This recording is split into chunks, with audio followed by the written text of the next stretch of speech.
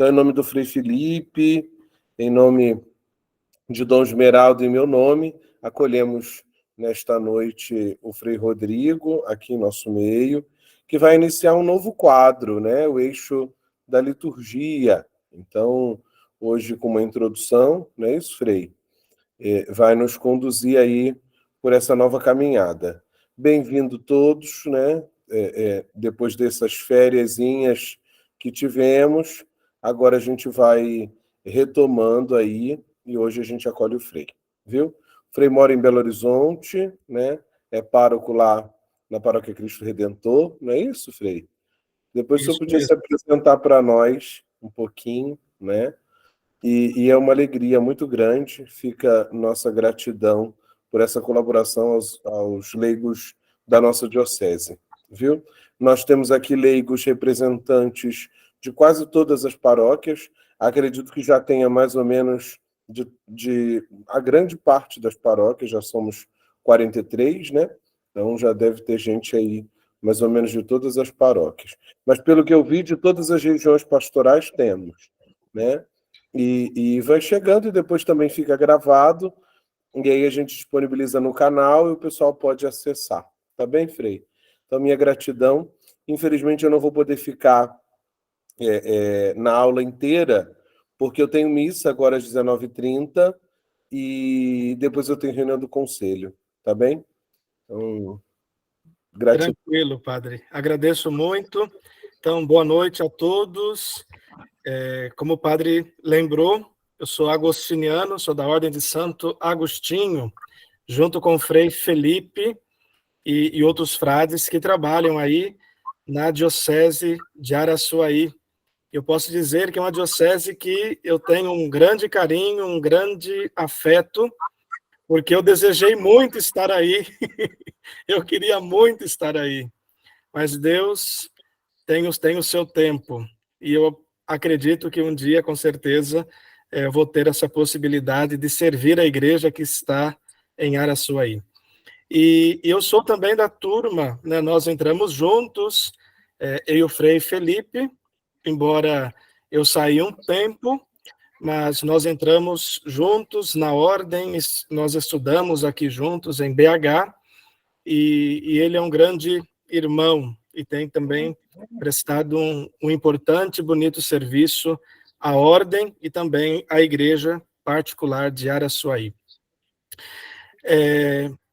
Como foi dito, nós vamos abrir então hoje, né, um novo eixo, um novo módulo, que é o tema da liturgia, que é um tema caro para todos nós que trabalhamos, que temos vida eclesial ativa. A liturgia é o coração da vida da igreja, e é um coração sempre saudável quando a gente conhece o que de fato a liturgia celebra, o que ela reza, o que ela significa, o que ela representa para a vida de todos os crentes, para a vida de todos os batizados. Então, eu vou ter como base alguns textos, mas eu vou encaminhar depois o arquivo para que vocês tenham e possam ler também com calma, etc. Mas acho que o padre conhece, do Goffredo Bozelli, esse material que a CNBB lançou recentemente. Depois, um livrinho excelente que é de fácil leitura e compreensão do nosso querido Dom Armando Butiol. É de muita excelência. Inclusive, estivemos no encontro com ele agora do Leste 2, aqui em BH, junto com os padres e seminaristas, diáconos. E é claro que não poderia faltar, né, a Sacrosanto Concilium, que é a carta magna sobre a liturgia, que o Concílio Vaticano II nos entregou, e, por fim, né, com muitas e boas intuições, o Papa Francisco, a Desiderio Desiderave, falando sobre a formação litúrgica de nós que somos o povo de Deus. Eu vou tentar compartilhar aqui alguns slides. Vamos ver se eu vou acertar. Faz tempo que eu não que eu não faço isso. Aí depois, assim, quando quiserem falar, podem interromper, porque aí eu não vou estar vendo, mas vou estar ouvindo. Alguém somente confirma, vocês estão vendo? O slide aparece? Para Eu mim estou não vendo. apareceu. Para mim não apareceu. Está com dificuldade para a leitura. Pra mim, Não parece não. Não? apareceu Parece a a tela, tela do lado. isso, Para mostrando mim, todos os... para mim aparece a tela onde nós estamos. Ok, deixa eu ver como é que eu Já posso... está apresentando, é só entrar nos slides que você quer passar agora. Isso. Está aparecendo, então. Talvez para alguns está carregando ou não. Não, está aparecendo a nossa Não, não tela. vai aparecer, não. Está aparecendo a tela do seu computador. Eita, então deixa eu ver. Vamos ver como é que eu Mas faço. você já está apresentando. Talvez seja o senhor clicar, padre, no arquivo. Isso. Vou abrir novamente aqui o arquivo. Ó, um dos freis está dando a dica aí. Abra o arquivo e não. Ô, Frei, fala aí, orienta aí. Frei Quem tá que é o Frei? É o Felipe? Não, eu acho que é um dos outros freis que está na coordenação diocesana aí. Ah, é a Thaís, é a Thaís. Thaís. Thaís, Thaís. como que eu faço, Thaís? Abre aí o... e me Ajuda aí, ajuda. Thaís.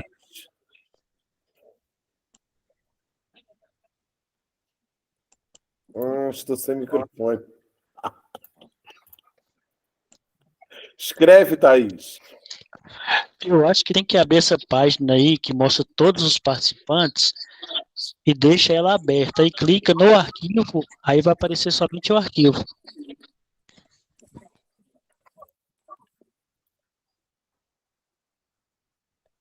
Acho que agora foi. Agora foi. Agora foi. Agora foi. Que beleza, então. Então, Perfeito. a gente pode continuar. Até sou frio agora. Como que faço aqui? Ficou perfeito, Frei. Obrigado. Muito agradecido. Então, gente boa, vamos começar lá, né? Eu trago aqui duas importantes perguntas: o que é liturgia, o que é culto, e depois uma terceira que vai querer refletir, né, o todo, qual o sentido da liturgia, e é claro que para nós cristãos católicos estou falando de liturgia cristã. Então, nós que somos cristãos, nós todos sabemos por experiência que a liturgia, como eu havia dito, é a vida da igreja. E nas celebrações litúrgicas, elas vivenciam o amor de Deus, Deus Pai, que se tornou visível na vida e morte de Jesus Cristo. E é claro, e quem alimenta isso, a vida cristã, vida comunitária, é o Espírito Santo. Então, a liturgia, por meio dela e através dela, nós que somos cristãos, nós fazemos memória, ou seja, nós tornamos presente o amor do Senhor Jesus, revelado de forma especial em sua morte e ressurreição. Quando nós, irmãos e irmãs, quando nós celebramos a Eucaristia, e é claro que com as diversas formas que nós temos de celebrar a fé, não somente a missa, mas especialmente ela, nós celebramos o único e inefável amor de Cristo. Nós celebramos a vida dele na vida de todos nós. E é claro que fecundamos aquilo que nós somos, aquilo que nós temos, e abrimos ainda mais o horizonte da fé e da esperança. Então, hoje aqui, eu quero, junto com todos aqui, analisar o sentido de algumas palavras que nós vamos usar ao longo desse nosso encontro. As duas primeiras palavras eu coloquei, né? Liturgia e culto. O que é liturgia, o que é culto e o que elas significam. Então, em primeiro lugar, trago aí a questão da palavra liturgia. Ela provém do grego clássico, leiturgia, né, que a gente pode entender como obra, ação, portanto, serviço, obra para o povo, ou prestado para o bem comum, para o bem do povo. E no sentido originário, é um serviço em prol da comunidade que cada cidadão deveria prestar. Lá no século II a.C., especialmente o Egito, eles entendiam como um serviço cultual, prestado por pessoas que eram designadas para cuidar, para fazer esse serviço, prestar esse serviço ao povo. Quando nós falamos da Sagrada Escritura, nós olhamos o Antigo Testamento e por 400 vezes aparece no texto bíblico o verbo leitor, ou melhor, aparece a palavra leiturgia, e depois aparece esse outro verbo em torno mais ou menos de 100 vezes, também com esse sentido de serviço cultual do templo, realizado, claro, estamos no contexto do Antigo Testamento, pelos sacerdotes ou levitas, ou também, em geral, por alguém que prestava esse serviço, que oficializava esse serviço. Trocando em miúdos, para a gente compreender, é uma função pública. No Antigo Testamento, compreendíamos assim, a liturgia como uma função pública. Quando nós falamos de liturgia no Novo Testamento, nós encontramos esse vocábulo somente 15 vezes e com vários sentidos, que pode ser aí serviço público, ritual sacerdotal segundo o Antigo Testamento, culto espiritual, e somente no texto dos Atos dos Apóstolos nós encontramos uma única vez o sentido de culto ritual cristão. A palavra não foi usada, talvez, para evitar a confusão das novas expressões de oração da comunidade de Jesus com o sacerdócio levítico. Ainda mais, o Novo Testamento, ele evita usar o vocábulo cultual para designar lugares de culto, ou até mesmo templos e ritos sagrados, mas o usa para situações e coisas consideradas profanas. A existência é o culto espiritual do cristão. O vocábulo teve, de certa forma, uma evolução lenta e diferente para o Oriente e para o Ocidente. Para o Oriente grego, a liturgia passou a indicar o culto cristão em geral e a celebração eucarística em particular. Já para o Ocidente, diferentemente, foi ignorado. Preferiu-se palavras como munus, ofício, mistério, sacramentos, obra, rito, celebração e ação. E somente no século XVI aparece para indicar os livros rituais antigos ou tudo que se refere ao culto da igreja. Já nos séculos XVII e XIX, a expressão é usada também pelas igrejas da Reforma ao sentido amplo de culto cristão, e será somente na primeira metade do século XIX que, na linguagem eclesiástica oficial, retorna-se o termo no sentido com que nós hoje, nós cristãos católicos, o usamos.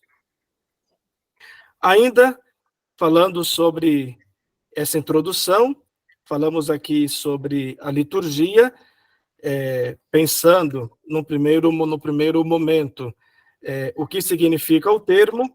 Vamos agora falar um pouquinho sobre o sentido do culto, buscando, é claro, todo o nosso horizonte na Sagrada Escritura.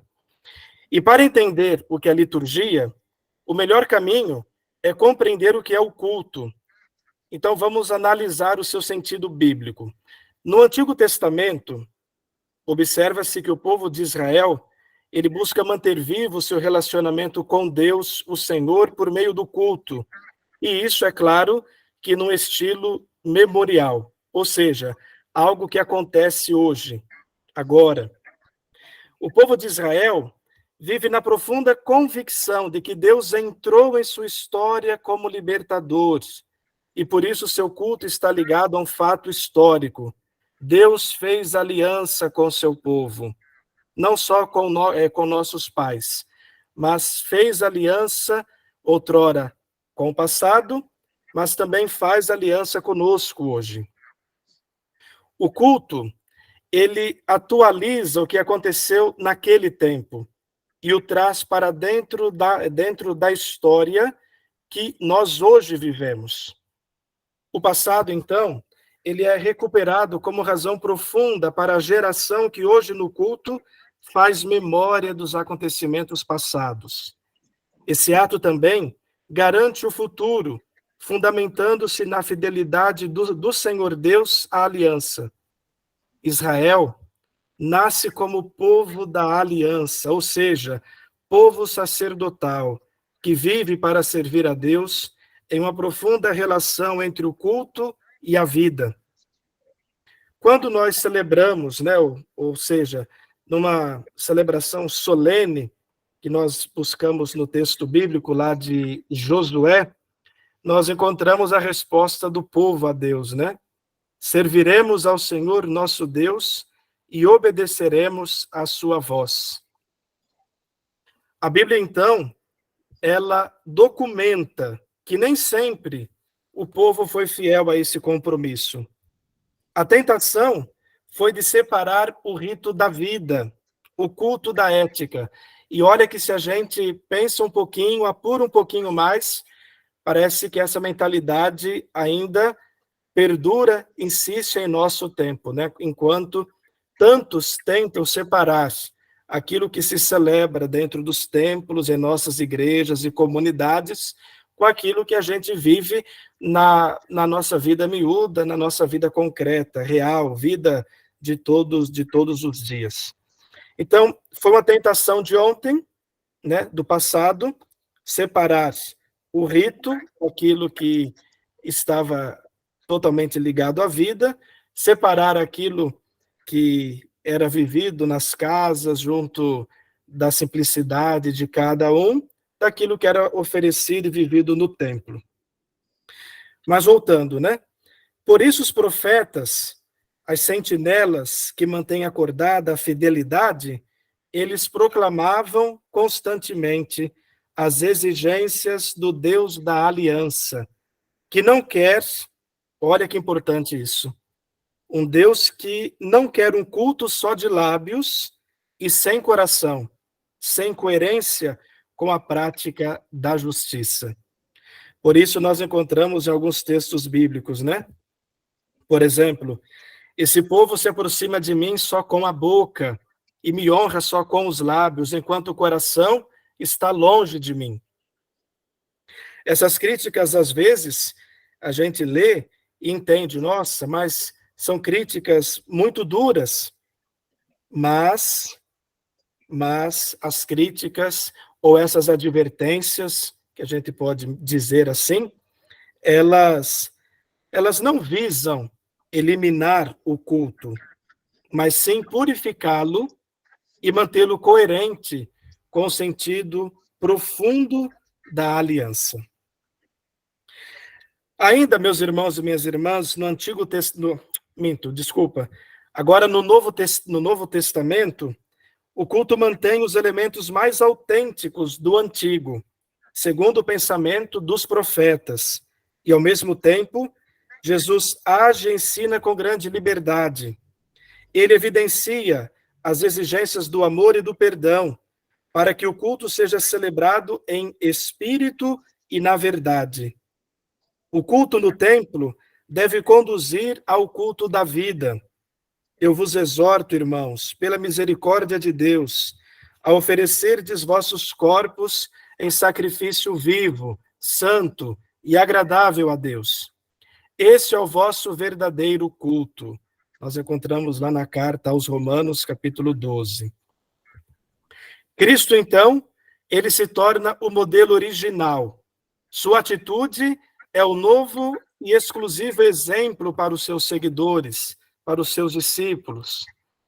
A carta aos Hebreus apresenta Cristo como sumo e eterno sacerdote, mais do que o templo. É ele o único mediador da nova e eterna aliança. Portanto, Jesus Cristo é o verdadeiro liturgo. Nós encontramos na Sagrada Escritura, né? Ao entrar no mundo, Cristo declara: não quiseste vítima nem oferenda, mas formaste um corpo para mim. Então eu disse: eis que eu venho, ó Deus, para fazer a tua vontade, como no livro está escrito a meu respeito.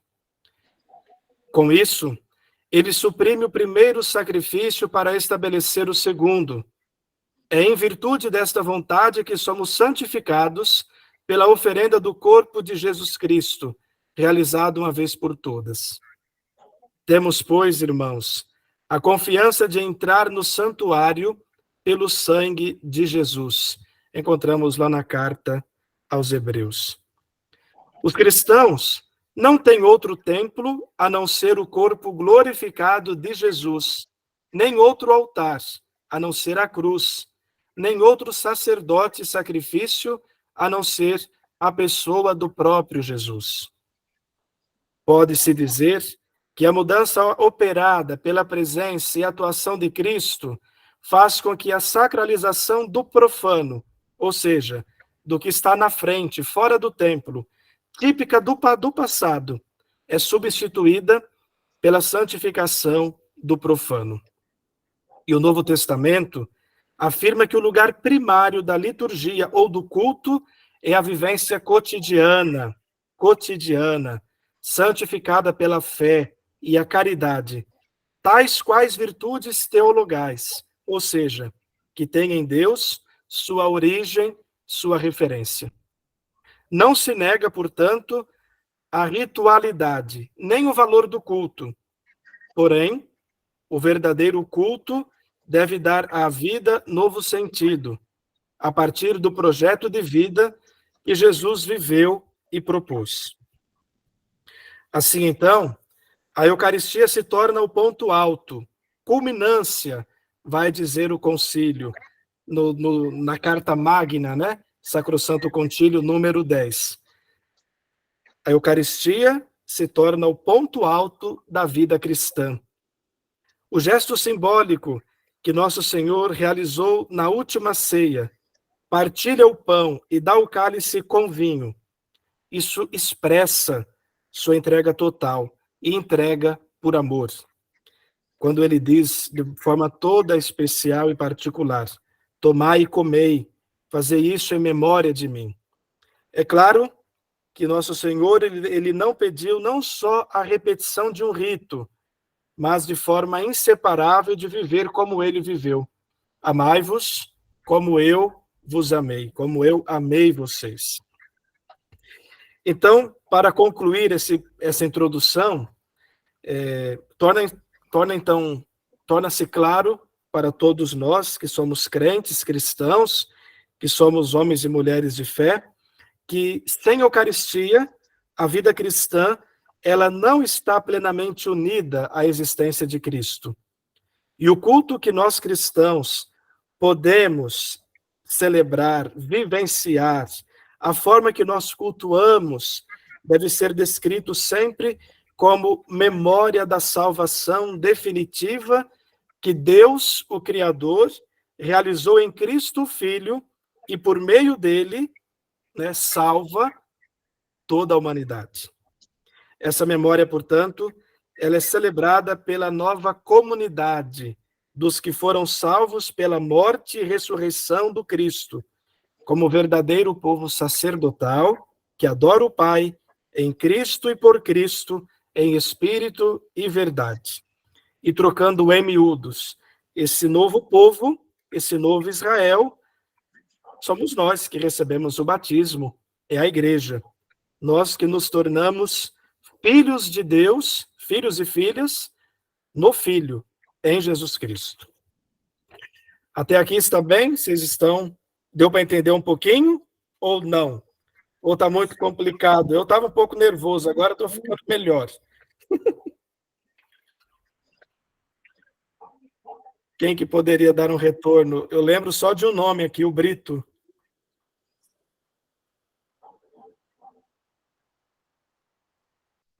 Tá ótima a explicação, tá bem, tudo bem. Então, eu vou continuar. Vamos lá, então.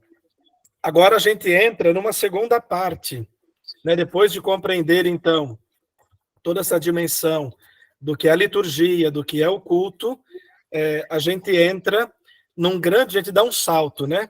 Para um grande momento para nós cristãos católicos, falando em liturgia, de todo o caminho litúrgico que se constituiu, né, a partir do Concílio Vaticano II, que aconteceu de 62 a 65, que eu acho que vocês também já ouviram falar bastante do concílio, né? Nós somos filhos do concílio e tem sido para todos nós, né? Toda a reforma, essa recepção como ordem do dia. Então, vamos lá. Faz parte, então, quando nós falamos de história litúrgica, o que o Concílio Vaticano II, que foi um concílio ecumênico, que ele afirmou a seu respeito sobre a liturgia em todos os documentos e nos rituais que dele seguiram. Esse acontecimento eclesial marcou a reforma que aconteceu na Igreja Católica, como nós todos também sabemos, no último século de sua história. Dos 16 documentos conciliares, o primeiro foi o Sacrosanto Concílio, ou Sacrosanto Concilium, porque ele promoveu uma visão mais teológica e pastoral de se compreender a liturgia e suas celebrações. Os primeiros números da Sacrosanto Concilium podem ser entendidos como verdadeiros ou verdadeiro compêndio de teologia litúrgica, que, em síntese, constitui o fruto do caminho percorrido pelo movimento litúrgico, que começou não somente durante o concílio, mas que é anterior ao concílio. Todo esse movimento litúrgico, e que começou lá no pontificado do Papa Pio XII, com a intenção de reformar a Semana Santa. Então, o concílio, ele conseguiu, através dessa Carta Magna sobre a liturgia, conseguiu colocar em nossas mãos uma verdadeira teologia litúrgica, nos abrindo o horizonte, né, para vivermos um tempo novo. Mas para chegar a isso, a Igreja precisou usar bastante critérios, e foram critérios que inspiraram a reforma. E nós podemos, em síntese, então, reconhecer os seguintes critérios que inspiraram e orientaram a reforma que se deu a partir do concílio, e as orientações que chegaram e que continuam a chegar até nós. Portanto, trata-se de um processo que ainda está em curso. Tanto é verdade que o Papa Francisco, ele nos enviou, né, ano passado, uma carta apostólica sobre a formação litúrgica de todo o povo, né, não somente dos padres, do clero, de seminaristas ou da vida consagrada, mas de todo o povo de Deus, que é a carta Desiderio Desiderável. Então, para a gente compreender um pouquinho ainda a Sacrosanto Concílio, o que foi que a Sacrosanto Concílio, né, depois de muito diálogo, de muito trabalho, de muito serviço, o que é então que esse documento traz para todos nós? Então, primeiro, os textos e as cerimônias, que antes a gente sabe que a celebração era celebrada em latim, versus Deum, né, popularmente a gente fala que o padre estava de costas ao povo, né? Então, nesse novo momento, a Igreja pede que os textos e as cerimônias fossem, então, organizados de tal modo que expressassem com maior clareza as realidades santas que elas significam, a fim de que o povo cristão possa compreendê-los com mais facilidade e participar deles de modo vivo e pleno nas celebrações da comunidade. Com certeza, esse princípio tinha importante sentido e foi aplicado ao longo de toda a reforma, e ainda está aí em curso, né? Porém, observava-se que a natureza litúrgica ela é simbólica e visa abrir a experiência do mistério e nunca poderá ser totalmente explicada. Símbolo é símbolo, né? Não, para cada um, a recepção de estar diante... Oi? Alguém falou? Acho que não. Para cada um, quando está diante de um símbolo, né, o símbolo ele fala por si mesmo. A gente não precisa de ter explicações. E quando nós celebramos o mistério, nós também não precisamos de explicações aqui e ali, porque nós estamos diante de um processo mistagógico. Estamos diante do mistério. E aqui não se trata de algo escondido, que não pode ser compreendido, mas esse mistério, né, que é o mistério do amor de Deus, ele é revelado na pessoa do Filho, do Cristo, e se expressa em toda ação ritual, quando nós celebramos a Eucaristia. Depois, o concílio também, preparando esse texto, a Sacrosanto Concílio, ela também esteve diante de uma problemática grave e grande, né? A missa era em latim. Como que a gente pode fazer com que as pessoas tenham plena participação, para não assistir à missa, mas para participar? Então, os padres pensaram, é necessário a possibilidade do uso das línguas vernáculas, ou seja, cada país, cada povo ter a possibilidade de celebrar a Eucaristia, a missa, na sua própria língua, para que o povo também compreendesse. É importante a gente lembrar e falar disso, porque às vezes se esquece e a gente tem hoje uma tentação terrível de pensar que tudo que é do passado era bom e era melhor. Se a gente fala um pouquinho sobre a questão da missa, que era em latim, em alguns países, né, muitos padres e bispos já faziam a experiência de celebrar muitas partes da missa na língua própria, para compreenderem, para evangelizarem, para ter acesso ao povo. Mas foi no concílio que isso, então, foi colocado como definitivo, né? Língua vernácula, para que todos tenham acesso. Embora nessa recepção de pós-concílio isso não tenha sido tão fácil, e não tenha sido tão fácil para a missa, para os sacramentos outros, o batismo, o matrimônio, unção dos enfermos, teve uma aceitação maior quando se falava de língua vernácula. Porém, no quesito missa, foi entrando aos poucos, quase que na ponta dos dedos dos pés. Essa foto que eu estou colocando aí, essa foto é do Papa São Paulo VI. Foi a primeira missa que ele presidiu, né, dentro do contexto de um novo missal, de toda a reforma litúrgica que o Concílio Vaticano fez. E uma novidade também que o Concílio trouxe, que a Sacrosanto Concílio impulsionou muito, foi a respeito da concelebração. A pensar, primeiro, a concelebração dos ministros ordenados. Não sei se vocês sabem, mas antes do concílio, não havia concelebração como hoje existe, né?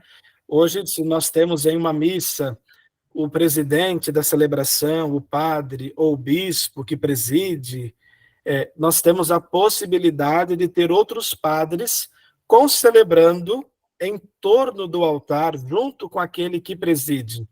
Antes do concílio, isso era impossível. Ao menos uma única vez a concelebração ela acontecia, quando do rito de uma ordenação presbiteral. Quando ordenava um padre, o padre ele se colocava junto do bispo, né, e concelebrava. Mas era um caso específico. Com o concílio, isso muda. Existe a possibilidade de concelebração, e como eu vou falar depois, explicar melhor à frente, houve uma outra concepção. Não é somente o padre que celebra, mas toda a Assembleia Litúrgica celebra, concelebra, porque ela faz parte, né, é uma participação ativa. Não se trata de uma celebração de espectadores.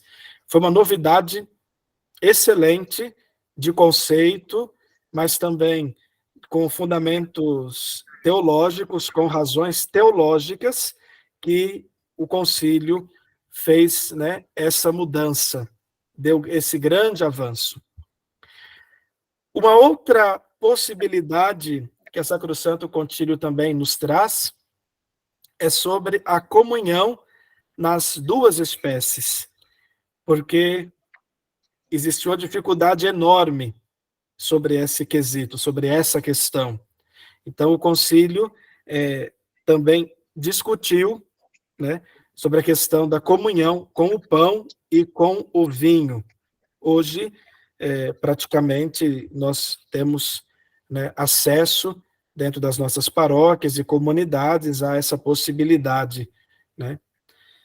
Então, tudo isso foi pontos que o concílio teve que trabalhar para cuidar, para reformar, para impulsionar o movimento da reforma litúrgica, né, para o pós-concílio, através dessa carta, desse documento chamado Sacrosanto Concílio, que é a carta magna do Concílio Vaticano II. Mas os temas que o concílio ele enfrentou são muitos, e eu quero trazer também alguns desses temas aqui. Então, para o concílio, o que é a liturgia da igreja? Lembram que eu fui buscar o conceito de liturgia e de culto na Sagrada Escritura, especialmente o Antigo e o Novo Testamento. Agora, o nosso olhar cristão, o nosso olhar de igreja e igreja conciliar, igreja do Vaticano II. Então, o documento, ele entende a liturgia no contexto da revelação, como história da salvação que continua na e por meio da igreja. Na igreja e por meio da igreja. Ela é a transmissão do mistério salvífico de Cristo por intermédio de um rito, de uma maneira sempre nova e adequada às culturas, aos tempos e aos lugares. De fato, a igreja tem a missão de conduzir todos os homens e mulheres à salvação. E a liturgia, portanto, é considerada especialmente como a mesma ação de Cristo no seu corpo, que é a igreja. A igreja aqui como momento da história da salvação, que tem seu centro, seu ponto alto no mistério de Cristo. E o culto cristão é o culto que Cristo começou em sua vida humana e realizou em plenitude com sua morte e ressurreição. Esse culto, ele, cabeça do corpo místico, continua na e por meio da igreja. Ainda na Sacrosanto Concílio, nós podemos ler que a liturgia, que especialmente pela celebração da Eucaristia, atualiza a obra da nossa redenção, a obra da nossa salvação. contribui altamente para que os fiéis exprimam em suas vidas e manifestem aos outros o mistério de Cristo e a genuína natureza da verdadeira igreja. Está lá na Sacrosanto Concílio, número 2. Portanto, a liturgia é fundamentalmente a atuação da salvação que Cristo, no mistério de sua Páscoa, realizou. Trocando em miúdos, a celebração litúrgica, ela é, então, memorial, mistério da fé, a gente diz, né? Quando das palavras da consagração.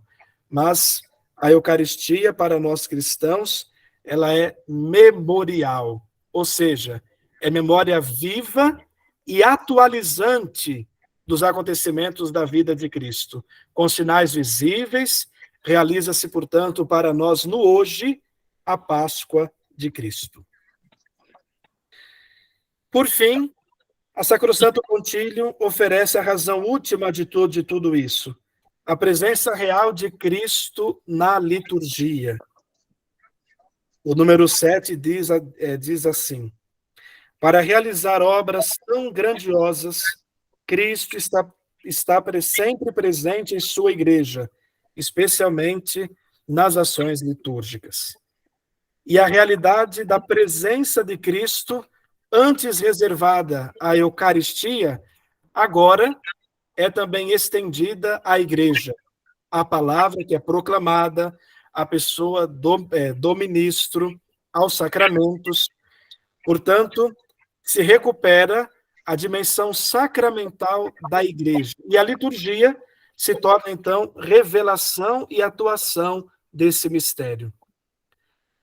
Realmente, nesta obra, pela qual Deus é perfeitamente glorificado e os homens santificados, Cristo sempre associa a si a igreja, sua diletíssima esposa, que o invoca e por meio dele rende culto ao eterno Pai. Está na Sacrosanto Concílio, número 7. Em seguida, no número 7 ainda, nós encontramos uma descrição do que é liturgia. A liturgia é tida como o exercício do sacerdócio de Jesus Cristo. Nela, cada um, a seu modo, os sinais sensíveis significam e realizam a santificação da pessoa humana, e assim o corpo místico de Cristo, ou seja, cabeça e membros, executa integralmente esse culto público. Cristo instituiu a igreja, a imagem da encarnação, de modo que fosse humana e divina, e que nela se completasse a salvação dos fiéis, principalmente por meio dos sacramentos. E esses não são separados da estrutura global litúrgica, antes, delas são o centro. Portanto, os gestos, as palavras, os objetos, as pessoas, os tempos, os lugares que entram na ação litúrgica estão ligados à dimensão sacramental da igreja. É por isso que é afirmado: a liturgia é o cume para o qual tende a atividade da igreja e, ao mesmo tempo, é a fonte da qual emana toda a sua força. Repito, a liturgia é o cume para o qual tende a atividade da igreja e, ao mesmo tempo, é a fonte da qual emana toda a sua força. Está na Sacrosanto Concílio, número 10. Mas observamos, porém, que a ação da igreja não se limita à Sagrada Liturgia. Isso também está na Sacrosanto Concílio, lá no número 9. A ação da vida da igreja não se limita à liturgia.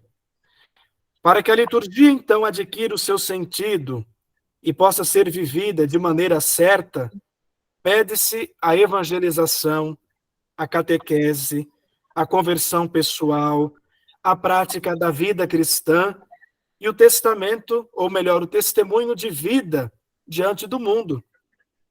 A Sacrosanto Concílio pede que os fiéis participem da sagrada liturgia com reta intenção e boa disposição de ânimo, que coloquem sua alma em sintonia com as palavras que pronunciam e colaborem.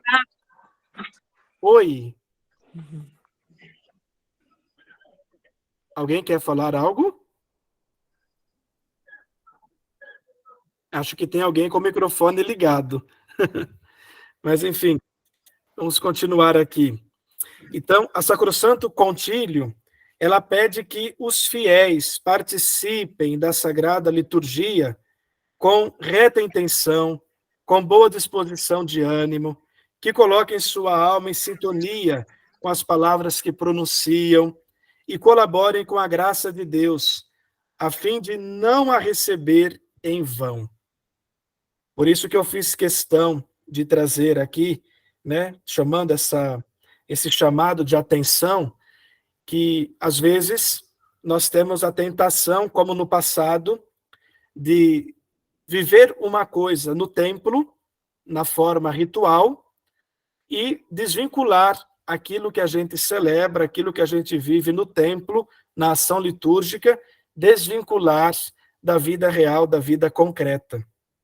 Por isso que quando celebramos a Eucaristia, quando celebramos a liturgia, né, não estamos celebrando somente aquele momento, ou trazendo somente menções de algo que passou.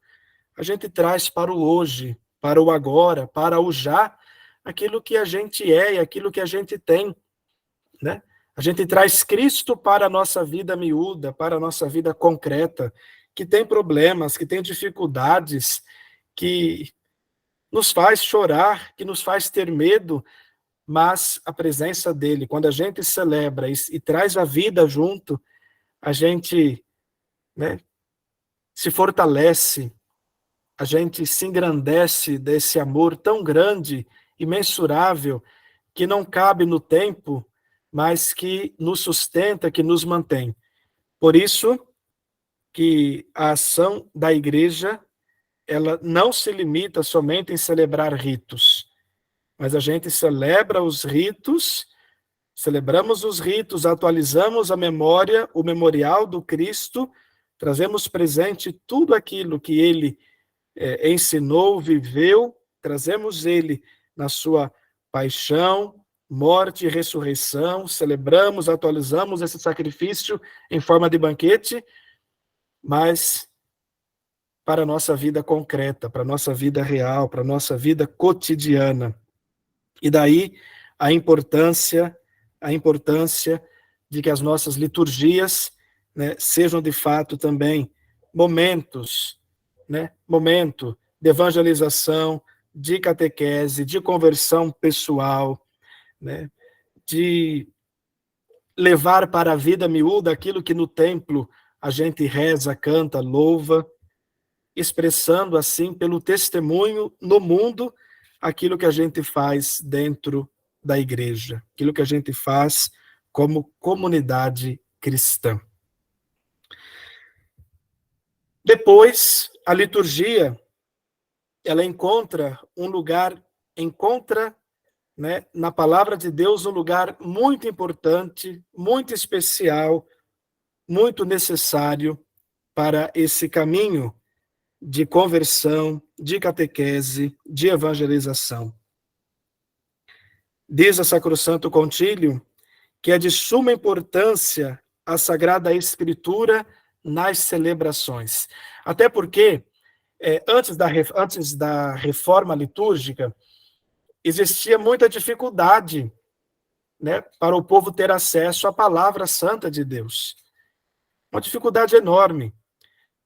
Quando íamos ao templo, e íamos aqui para expressar, né, quando os católicos, os cristãos iam, porque eu não participei, eu nasci, né, em 86, portanto, já bem depois do concílio, mas quando nós católicos íamos à missa, nós escutávamos, né, a palavra de Deus lá, a epístola, mas não tínhamos acesso ao texto bíblico, aos evangelhos, como nós temos hoje. E o concílio diz, olha, é de suma importância que as Sagradas Escrituras sejam proclamadas nas celebrações litúrgicas.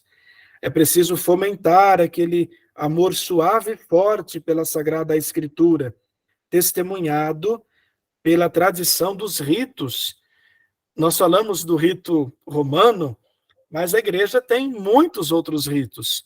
A gente conhece o rito nosso, né, que nós celebramos em nossas paróquias, em nossas igrejas matriz, em nossas capelas, mas existem outros ritos, rito melquita, rito ambrosiano,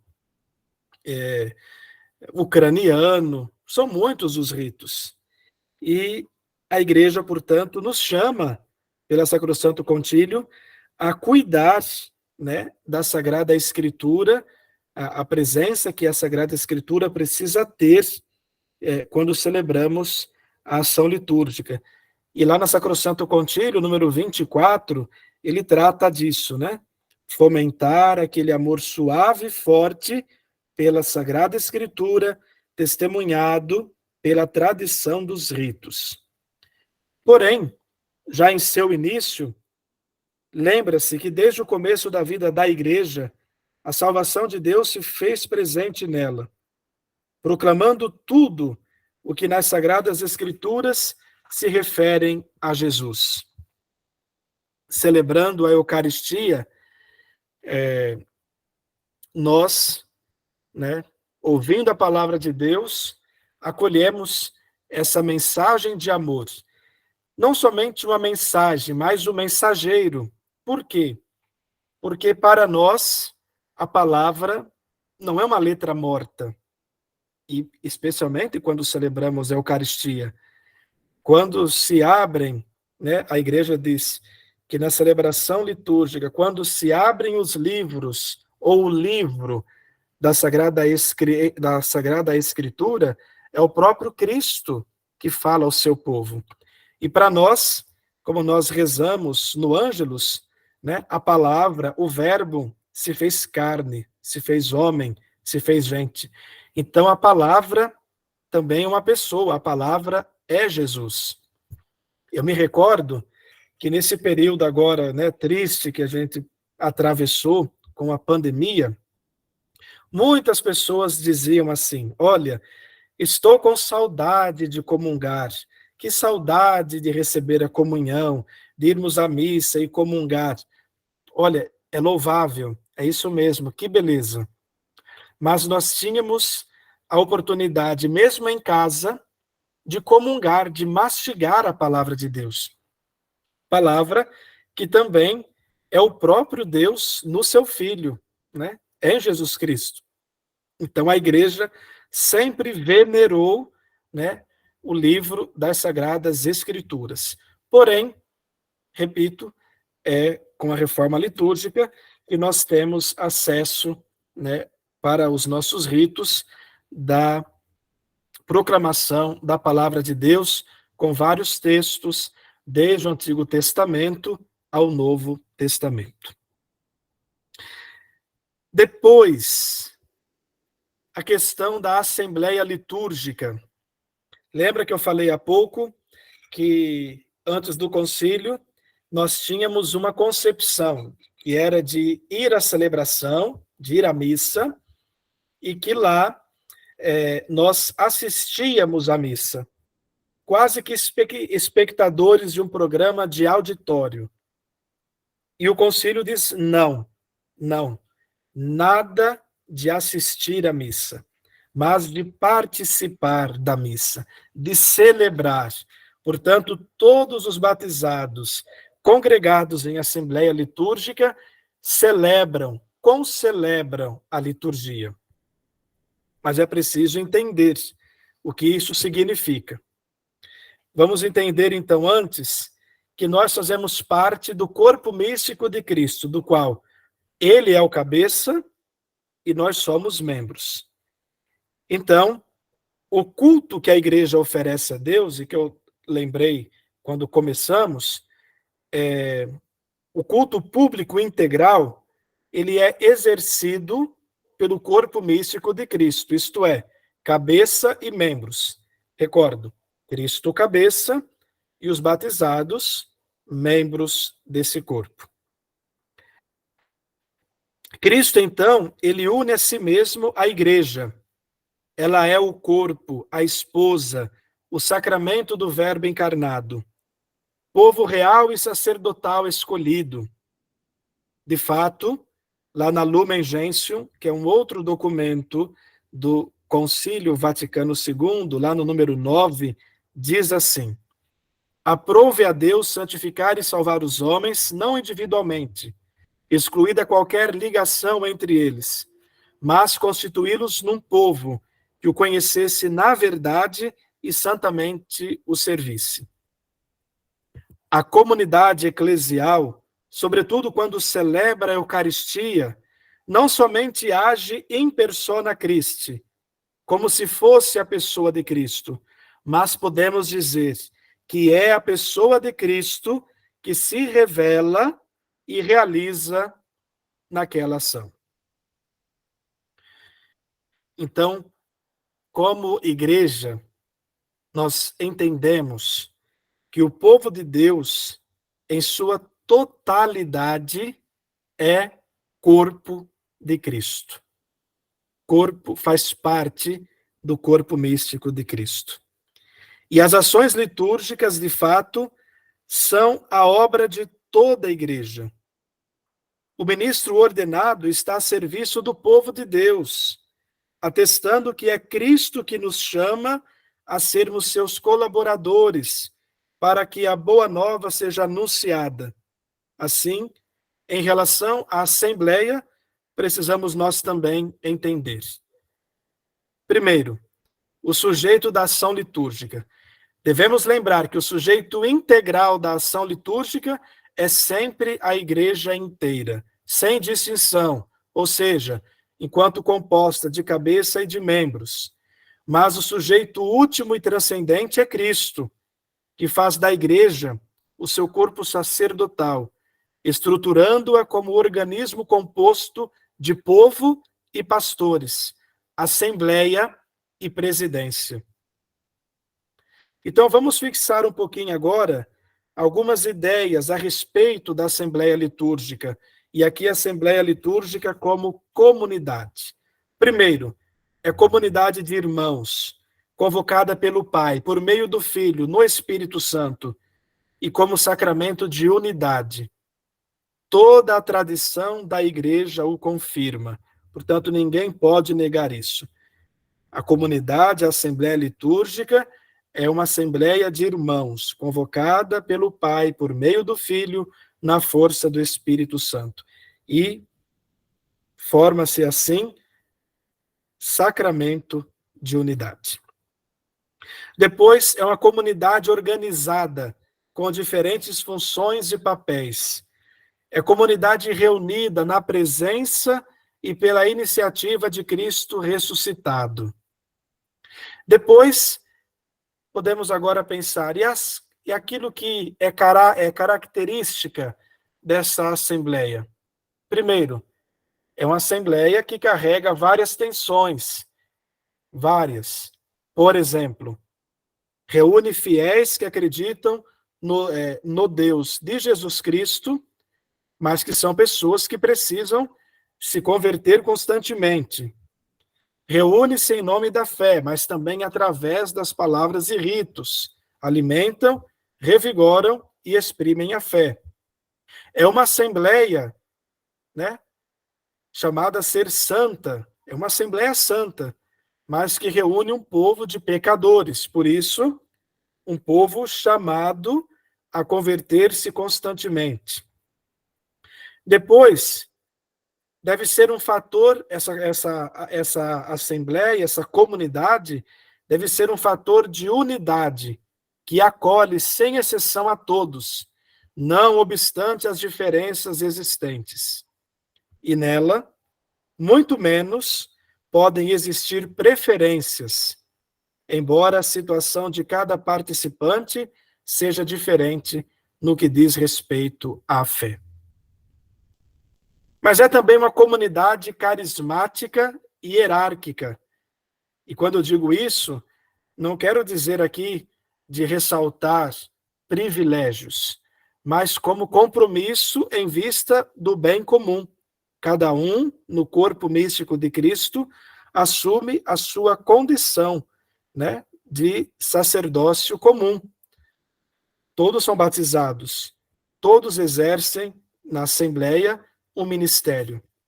A quem proclama a palavra de Deus, a quem canta, a quem acolhe na porta, a quem limpa a igreja, a quem organiza as toalhas, né? Ao padre, ao bispo, ao diácono. Mas isso não é privilégio, mas é compromisso em vista do bem comum.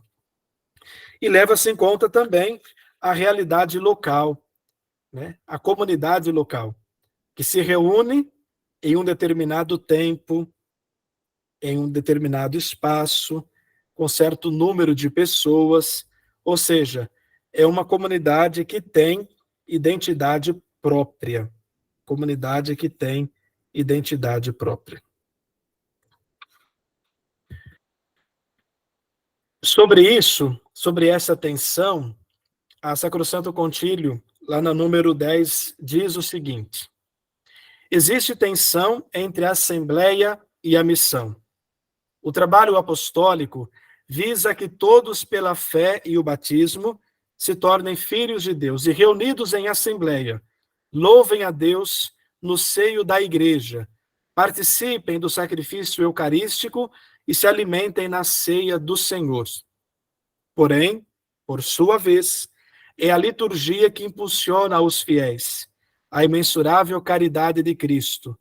Portanto, da liturgia, e de modo especial da Eucaristia, como de uma fonte, corre para nós a graça, que em Cristo realiza com maior eficácia a santificação dos homens e a glorificação de Deus, fim último para o qual convergem todas as outras obras da Igreja. Estou quase acabando, tá? Está dando a hora. O papel ativo da Assembleia Litúrgica, qual é?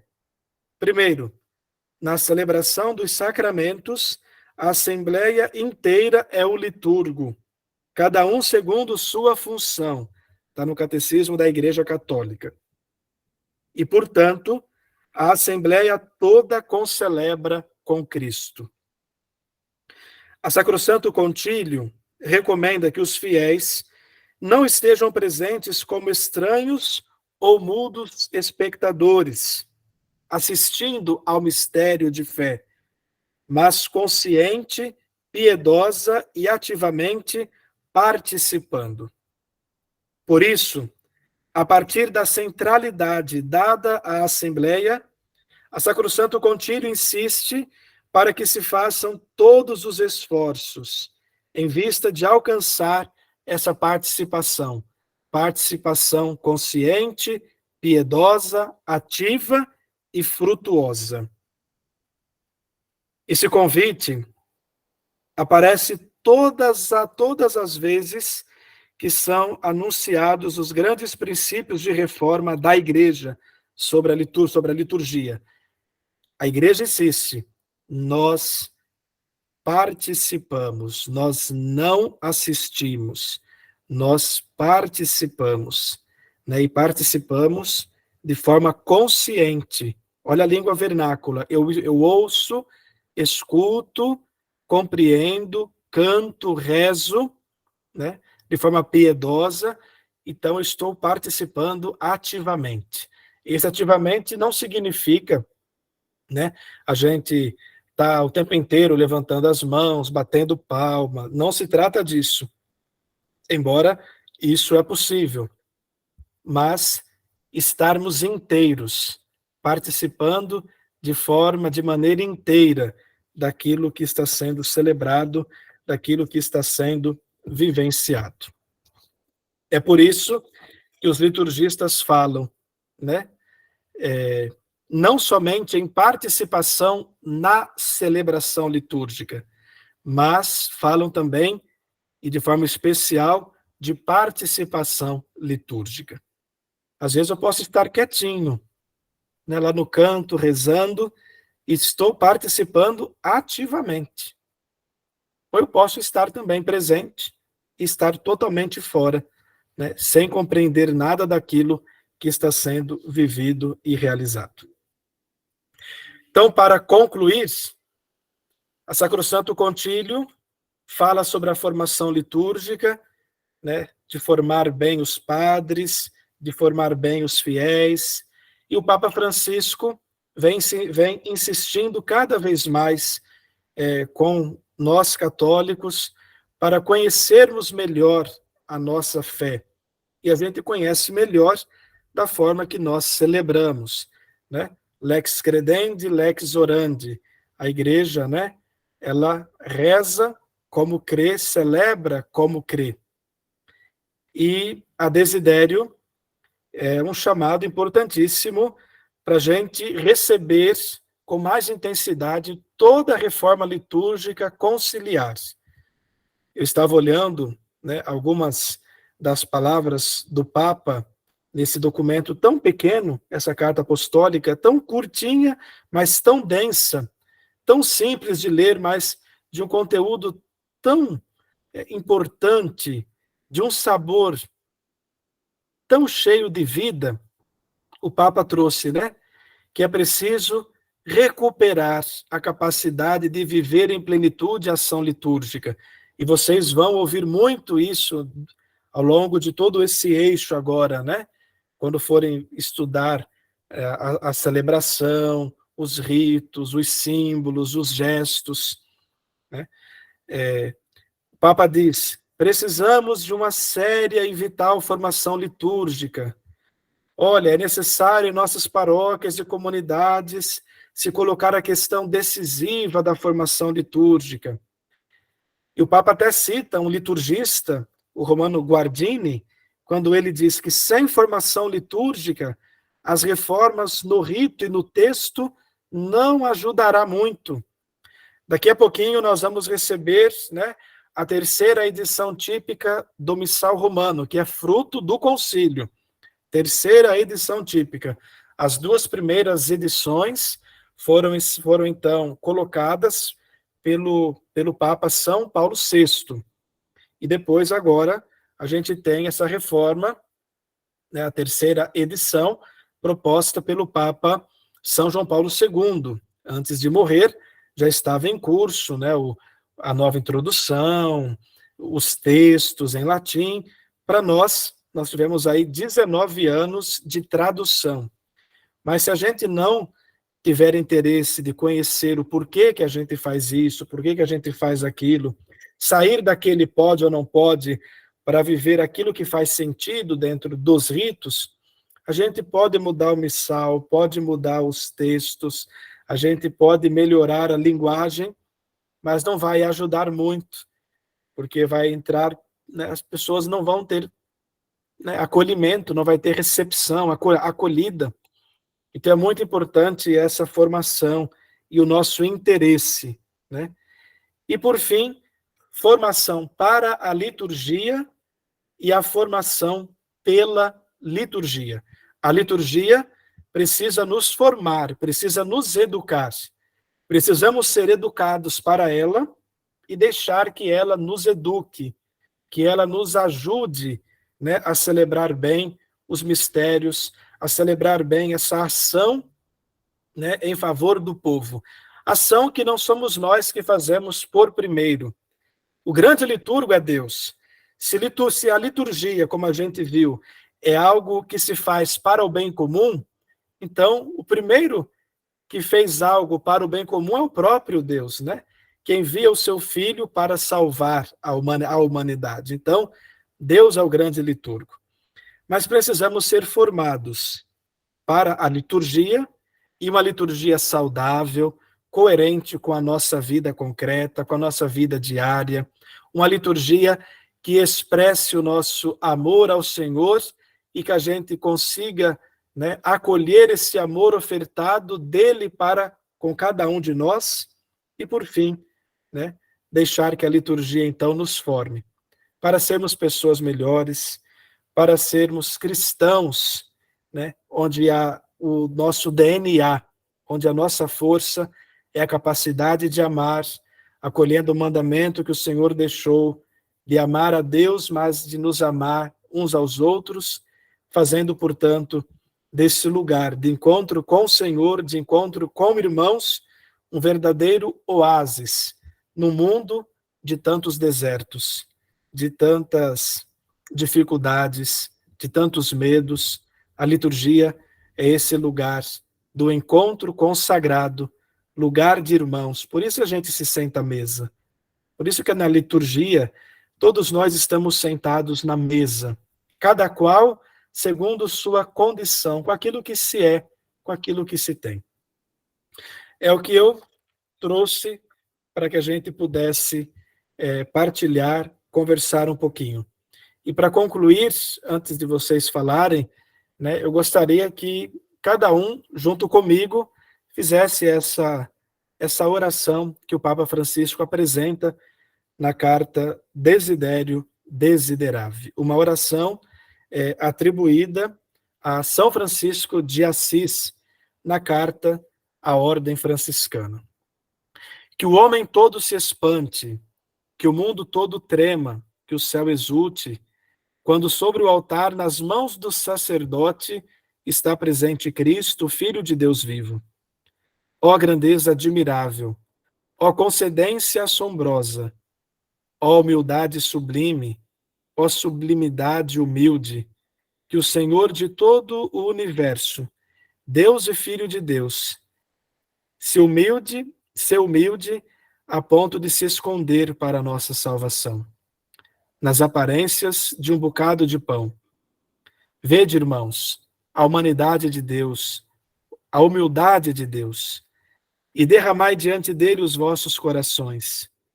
Humilhai-vos também vós, para que ele vos exalte. Em conclusão, nada de vós mesmos retenhais para vós, a fim de que totalmente vos possua aquele que totalmente a vós se dá. Amém.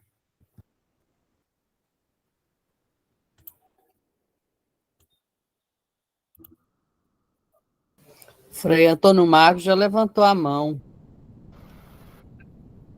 Sim. Sim. Boa noite a todos. Que Boa noite. riqueza, né? Poder ouvir sobre liturgia. A gente tem até cobrado do nosso pároco aqui, Padre Manuel, para nos dar um pouco de entendimento sobre a liturgia, né? Um curso. E vejo que aqui, na Escola Diocesana, a ideia já foi, né, colocada para nós que estamos participando. Isso é muito bom. A formação vai sendo, assim, para nós, uma caminhada de irmãos. E aos poucos a gente vai aprendendo como proceder na igreja, como cuidar para que a liturgia seja bem feita, bem celebrada. Isso é muito bom. Muito bom para nós todos. Uma excelente aula, viu? Eu agradeço, até peço desculpas, porque eu não os conheço. Então, preparando, eu tinha essa ansiedade, né? O que eu vou dizer? Uma coisa é quando a gente está olho no olho, a gente conversa, partilha, né? Se vocês tiverem essa possibilidade, eu me coloco à disposição, que é uma área que eu gosto muito, e fala de nós, que somos católicos, né? De que nós que celebramos